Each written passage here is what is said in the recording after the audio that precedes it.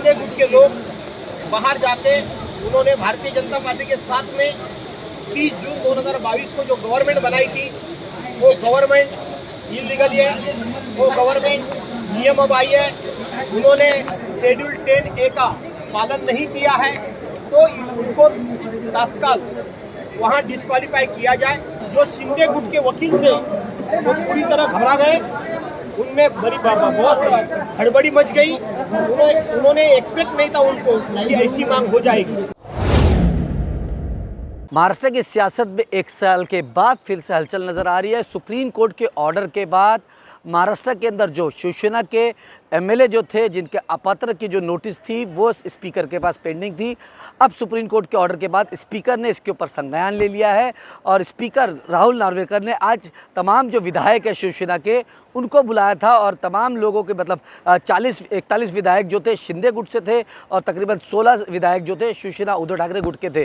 दोनों ही गुट के जो विधायक थे आज विधान भवन पहुंचे और अपना अपना जो पक्ष है उन्होंने वो रखा। हालांकि शिवसेना के जो उद्धव ठाकरे का जो गठ है, उनका साफ तौर पे कहना था कि जो राहुल नार्वेकर जी को जो भी फैसला करना है अध्यक्ष को, वो फैसला जो है वो आज ही सुना दे। लेकिन शिंदे गठ का जो लगातार ये कहना था कि हमें अभी तक का जो है कॉपी सर्व नहीं हुई है, हमें कहीं ना कहीं मौका चाहिए, तारीख चाहिए। राहुल नार्वेकर ने हालांकि तारीख जो है वो दे दी है। 2 हफ्ते के बाद जो है फिर से जो इसकी सुनवाई है वो होगी और एक एप्लीकेशन फाइल किया गया है राहुल नार्वेकर के सामने कि उस एप्लीकेशन में ये कहा गया है कि तमाम जो एप्लीकेशन है उसे कहीं ना कहीं जो है वो क्लब कर लिया जाए। लेकिन राहुल नार्वेकर ने इस एप्लीकेशन को अभी तक का उसकी सुनवाई को होल्ड पे रखा हुआ है। अब देखने वाली बात ये होगी कि महाराष्ट्र की सियासत के अंदर लगातार ये कयास लगाया जा रहा था कि एकनाथ शिंदे जो है वो कहीं ना कहीं जो मुख्यमंत्री की जो कुर्सी है उनसे वो जा सकती है, लेकिन अभी तक का जो उनकी मुख्यमंत्री की जो कुर्सी है वो बची हुई है। अब देखने वाली बात ये होगी कि राहुल नार्वेकर जो है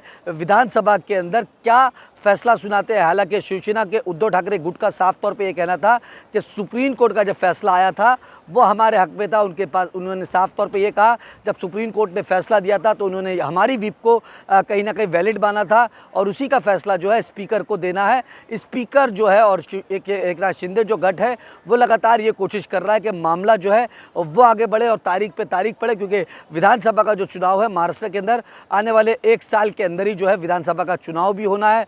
तो शिंदे गठ ये चाहता है कि तारीख मिलते ही जो सुनवाई है वो कहीं ना कहीं टले और लगातार उदय जो गुट है वो लगातार ये कोशिश कर रहा है कि जो सुनवाई है, जो फैसला है वो जल्द से जल्द है, अपात्र की जो नोटिस है उसके ऊपर जल्द से जल्द सुनवाई हो। अब देखने वाली बात ये होगी कि राहुल नार्वेकर जो है आने वाले वक्त के अंदर विधानसभा में क्या फैसला लेते हैं। क्या एकनाथ शिंदे की कुर्सी बचती है कि चली जाती है, ये तो आने वाला वक्त ही बताएगा। अब फैसला जो है स्पीकर के पास पहुँच चुका है। पीछे हैं उनमें से एक एमएलए को छोड़ के हमें 15 एमएलए को डिस्क्वालिफिकेशन की नोटिस दी गई है। ये नोटिस किसके कंप्लेंट पे दी गई है? तो एकनाथ शिंदे जी के जो पार्टी व्हिप है मिस्टर भरत गोगावले जी, उन्होंने हमारे खिलाफ अध्यक्ष महोदय के पास कंप्लेंट की कि उनका व्हिप का पालन हमने नहीं किया। लेकिन 11 मई को सुप्रीम कोर्ट ने जो डिसीजन दिया है वो डिसीजन में उन्होंने डायरेक्टली कहा है कि हमारे पार्टी के व्हिप लीगली कानून के तौर पे सुनील प्रभु जी हैं, भरत गोगावले ये हमारे पार्टी के व्हिप ही नहीं हो सकते और उनकी जो वहाँ पे निवड़ हो गई, अनाउंसमेंट हो गई, वही कानून के खिलाफ है, वही नियम बाह्य है।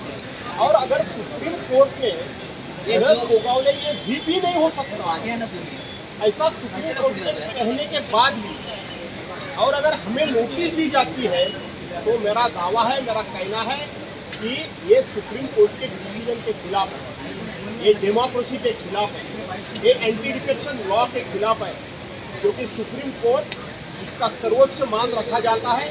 सुप्रीम कोर्ट के डिसीजन का आदर किया जाता है। सुप्रीम कोर्ट के कोई भी डिसीजन के खिलाफ हम कोई भी कमेंट्स नहीं करते हैं। तो मुझे ऐसा लगता है कि सुप्रीम कोर्ट ने डिसीजन देने के बाद हमें जो नोटिस निकाली गई ये कानून के खिलाफ है, नियम बाह्य है, ये मेरा दावा है, ये मेरा कहना है। विधायकों के डिस्क्वालिफिकेशन के मामले में आज जो सुनवाई हो रही है, इस सुनवाई से आपको क्या उम्मीदें हैं और आपके पक्ष की तरफ से क्या दलील पेश की जाती है? ऐसा है कि अपना एंटी डिफेक्शन लॉ जो 2003 में तत्कालीन प्राइम मिनिस्टर स्वर्गीय अटल बिहारी वाजपेयी जी ने जो बनाया है, उसमें शेड्यूल 10A डाला हुआ। तो शेड्यूल 10 में सीधा ही ऐसा प्रावधान है कि कोई भी पार्टी को स्प्लिट करने का राइट ही नहीं है। वो कानून को स्प्लिट मतलब पार्टी में कोई भी पार्टी में मतलब पार्टीशन या तो दो गुट मानने ही नहीं है। और अगर कोई गुट कोई ओरिजिनली पार्टी से बाहर निकलना चाहता है तो वो अपना अलग अस्तित्व नहीं रख सकता। वो कोई ना कोई पार्टी में उसने ज्वाइंट होना चाहिए, कोई ना कोई पार्टी में उसने मर्ज होना चाहिए।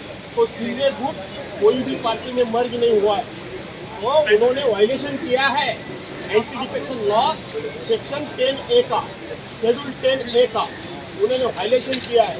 इसीलिए उनको उसी वक्त डिस्क्वालीफाई करना चाहिए।